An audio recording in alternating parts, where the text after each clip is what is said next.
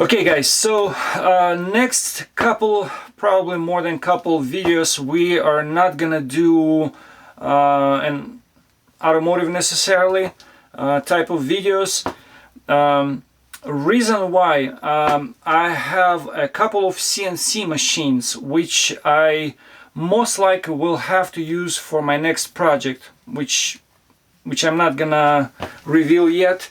But I've got a couple of CNC machines, and for those who doesn't know what CNC machine is, it's basically an automated milling or lathe machine. CNC could be anything, but in my case I have a lathe and I have a milling machine. So basically what CNC is, CNC, instead of operator to do all the work, program does the work. You do a program in programming in the software, load it into the machine, and machine does the work. So this particular video I want to make about a coordinate system for the CNC machines. So most of you knows what the Cartesian or coordinate system is. Let's talk about lathe first. On my lathe there is only two axes. There is X axis and Z axis, and this right here an origin. Anything in this or that direction is positive, anything in this or the other direction is negative. So pretty much everybody remembers this from the school. So my lathe has a chuck, and this is actually what the one or main difference between the lathe and milling machine. A lathe holds the workpiece. Let's say these are the jaws and this is the workpiece, and chuck does the rotation. The workpiece actually rotates. My particular, and one thing I'd like to mention, whatever I'm going to be showing, whatever I'm talking about, first of all, I am no professional by no means. I actually had to gather all and other information from internet, from YouTube. Quick story, side note. I bought these machines about 14 or so years ago, and I was making parts. I was drawing parts in software, loading them in the machine, loading the workpiece in the machine, and machine was doing the milling. I was making parts. Not for a very long time, but I did. Now, last time I used the machine was probably 12 years or 13 years ago. Recently, I brought these machines back to life, and I could not remember how to start the machines. So the reason why I'm making this video or series of videos is mostly for myself. In case of these machines are gonna have to sit for a while, I can come back and watch my videos and remember how stuff works on these machines. And I'm also hoping anybody is gonna get any value from this, because the coordinate system on this machine is very simple.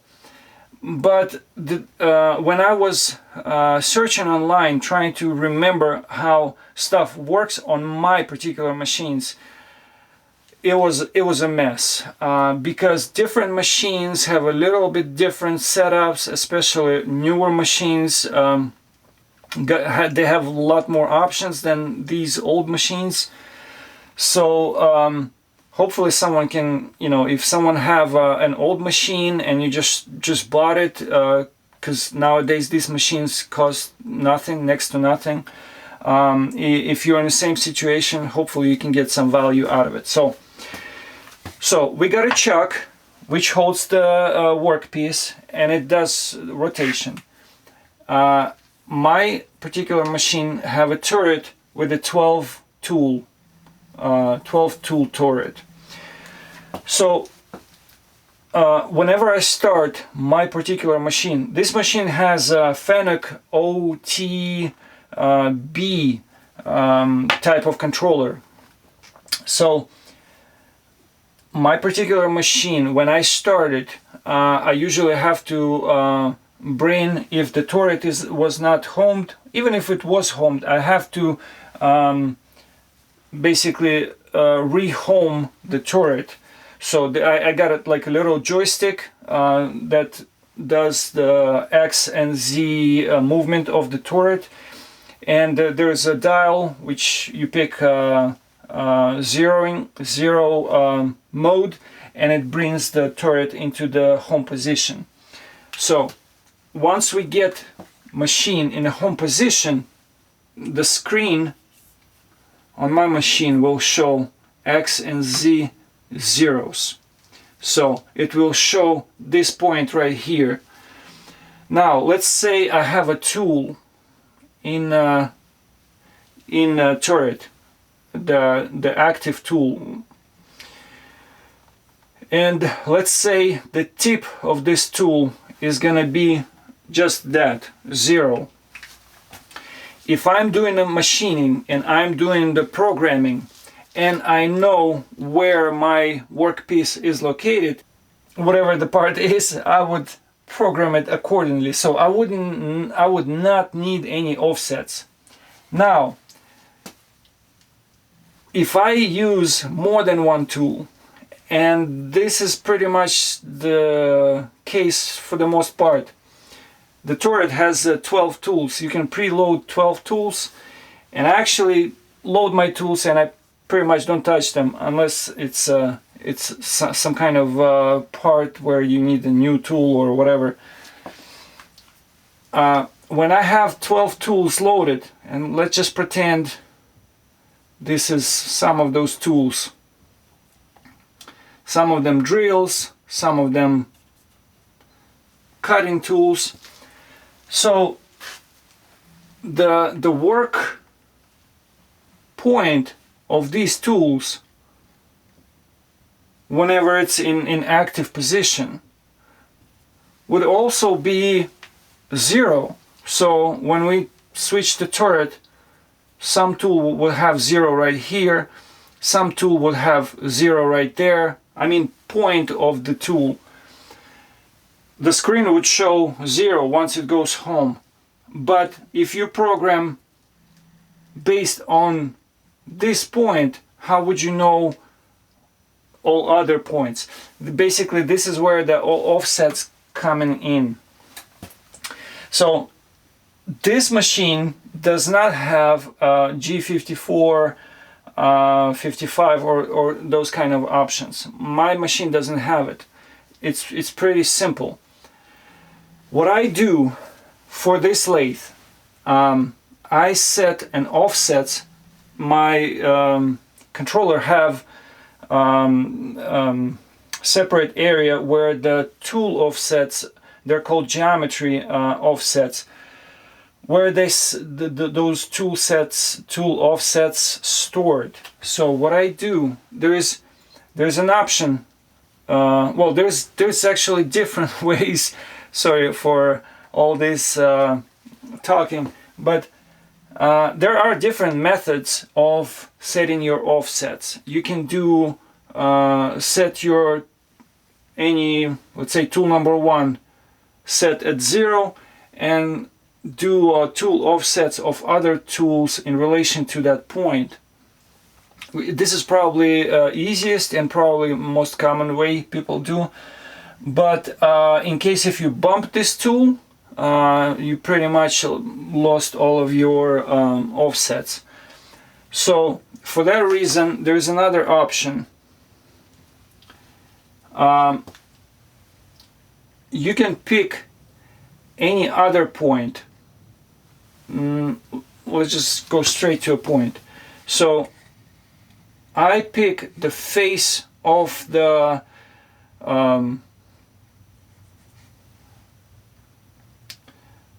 this word slipped my mind. Chuck. I picked the face of the chuck as my Z point. So basically the face of the chuck never changes unless I have a crash, real bad crash, or if I need to change the chuck. This is pretty solid point for me. And another solid point is the center of the workpiece. Well, I drew it crooked, but the center of the workpiece would always be the same. Again, as long as you don't change your chuck or do some kind of major repairs. So basically this point right here to me would be probably the best point to set my tool offsets. So I have a little tool setter. It's like a little square tool setter which has magnets on it. I stick it to the face of the chuck, and I do all my tool offsets off the face of the chuck. And those are gonna be all of my Z offsets, in Z direction. Now the X is gonna be is the middle of the workpiece. I basically bring the tool and touch the known surface, or let's say I take a tool number 1, like roughing tool. I cut a little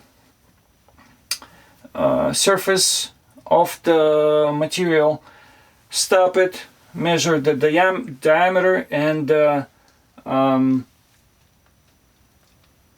this center point is going to be my point for my X offsets. And on the lathe I actually have to, like whenever I bring the tool to here, instead of adding half of it, just the radius, I have to add the whole diameter, because this is how machine is set up. I don't know why, but this is basically how I do my offsets. So all of my tools are individually offset from home position, from wherever it's sitting wherever the turret is in the home position. Each tool, when it's in the working spot, would be offset to this point from home and would be entered in the system.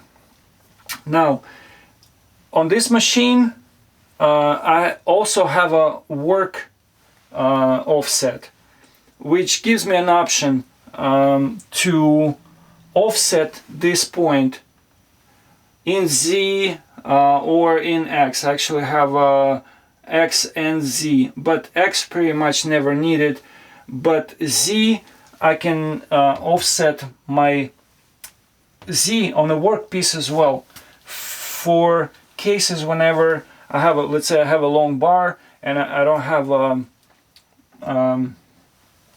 stop to pull the bar towards certain point. I just randomly pull it out, measure with a measure tape, clamp it, and do an offset roughly, because if I'm doing the facing operation, it will give me an exact exact measurement anyway. So this is my machine lathe. This is how coordinate system works on my machine. I don't have G54. This is very simple, but it works, and this is how it's set up. Now let's talk about a mill. It's very similar, but have little differences. So my particular machine is a Fidel 4020. So this mill has a table, and table moves in X, no, I'm sorry, in Y and X direction, and it has spindle which moves in Z direction. So basically, if we were to draw this, we would draw it like this, where this would be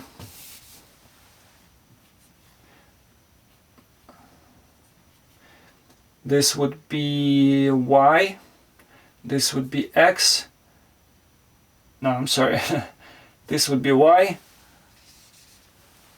and this would be Z. Yeah, so this would go up. So basically the spindle goes up and down in Z axis, and the table, if you're facing the machine, table goes back and forth in Y axis, and side by side in X axis. And a similar thing if you go in positive direction or negative direction. So I hope you remember this from school. So how do I set, how does the coordinates system work on this machine, on this mill? So whenever I power up machine, it actually asking me to bring my axis into a cold start position. There is I believe it's a manufacturer predetermined position. I have little markers, and I bring it close enough to those markers, and on the controller I just hit cold start, and this is pretty much starts up the machine. It gives it I guess starting point. From there I can set up a home position, just like on the lathe, but on the lathe it was a fixed position. On a Fidel, it's actually it's not a fixed position. I get to choose where I want home position to be, and let's say for the simplicity, we're just gonna the cold start is gonna be our home position. So what I'm gonna do when the machine powered up, I would bring axis to cold start, hit cold start on the controller, and after that I would just immediately enter set H command, and it would determine right where the machine is, right where the axes are. That would be a home position, and it's actually simple and convenient, except you have to lean further to reach your workpiece. Some people move table closer towards the operator to save a back. But anyway, so once we started the machine, we set the home position, and based on that home position, all of the coordinates are going to be working. So I will have a tool. I also have a turret with the 21, I think, tools. On this mill, I would only do tool length offset. I would do my offset from home position, just as it started, to the table. I would set my I got a little square tool setter. I would bring my tool down from home position, which is 0, X, Y, Z. All of these are 0 when we started. When we set this command, this is what the screen would show. From that point, I would lower the tool down. Let's say this is the mill, end mill. I would lower it to my tool setter, and my Z number would change. If I haven't moved the table, my only Z number would change for whatever number. Let's say minus 300. My machine is in millimeters, so let's say this would be the number. I would record the number and add the number for the tool setter, which is 2 inches, and I would add it to my tool length offset, which is going to be on my tool offsets. I will have Z, X, Y, and I believe diameter and something else. So I would only set Z, only set the length for this machine, and diameter of the end mills. I would not enter the diameter for drills because it doesn't matter, but for the end mills, because they're doing contours, they're doing pockets, machine would need to know the diameter offset for each particular tool. And I would just change the tools, bring them down, measure, write down the number, and enter the number into the offset tool offset table. There is a command, like a shortcut command, to how to set tool offset into the offset tool offset coordinates, but on my machine it doesn't work. I don't have this option. I only have option like when I do this tool length offset, I can enter SL and the tool number, I believe, and that enters that particular number into the Z offset. So anyway, once I get the length, tool length, the Z offsets for my tools, once I mount my workpiece, let's say I'm gonna hook up piece of material on this table. Depending on how I programmed this, where the origin would be, let's say, here's the bigger drawing.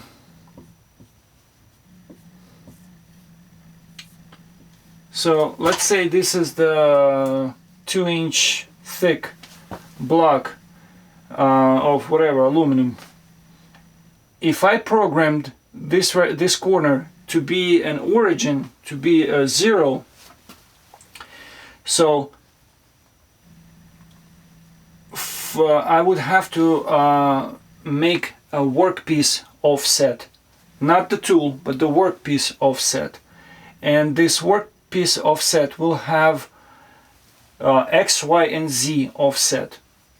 I would have to move my table until with my dial or whatever I have to measure, to find or edge finder, I would find this corner right here and write down the coordinates, except for the Z. Z I would have to measure from the table